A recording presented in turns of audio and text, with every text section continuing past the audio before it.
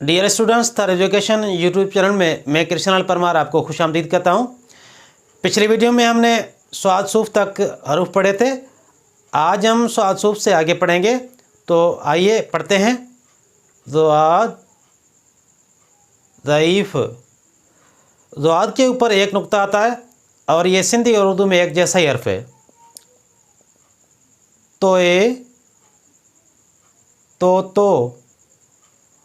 तोए के ऊपर कोई नुक्ता नहीं आता है और ये सिंधी और उर्दू में एक जैसा ही हर्फ है। ज़ोए ज़ालिम। ज़ोए के ऊपर एक नुक्ता आता है और ये सिंधी और उर्दू में एक जैसा ही हर्फ है। आइन आइनक। आइन के ऊपर कोई नुक्ता नहीं आता और ये सिंधी और उर्दू में एक जैसा ही हर्फ है और इसकी आवाज़ हल्की आवाज़ कहलाती है क्योंकि ये हलक से आवाज़ निकलती है। गाइन गालीचो। गाइन के ऊपर एक नुक्ता आता है और ये सिंधी और उर्दू में एक जैसा ही हर्फ है और इसकी आवाज़ फे फानोस। फे के ऊपर एक नुक्ता आता है और ये सिंधी और उर्दू में एक जैसा ही हर्फ है। फे की आवाज़ निचला होंठ और ऊपर वाले दांत मिलाने से ही आवाज़ बनती है। फ। फे फीथो।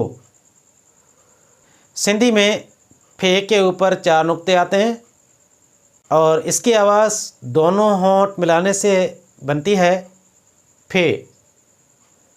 और उर्दू में पे और 2 चश्मे है मिलाने से ये हर्फ बनता है फे। काफ कलम। काफ के ऊपर 2 नुक्ते आते हैं। सिंधी और उर्दू में एक जैसा ही हर्फ है। इसकी आवाज़ क और क में फ़र्क है। काफ किताब। काफ के ऊपर कोई नुक्ता नहीं आता है और सिंधी और उर्दू के काफ के हरूफ में फ़र्क है। खे खट्ट। सिंधी में खे के ऊपर कोई नुक्ता नहीं था और ये उर्दू में जैसे काफ लिखते हैं तो ऐसा ही हर्फ है ख। आज हम खे तक पढ़े हैं और बाकी हरूफ हम अगली वीडियो में पढ़ेंगे। तो आज की ये वीडियो आपको कैसी लगी? अगर अच्छी लगी हो तो लाइक, शेयर और कमेंट ज़रूर कीजिएगा और मेरे इस चैनल को सब्सक्राइब कीजिएगा। शुक्रिया।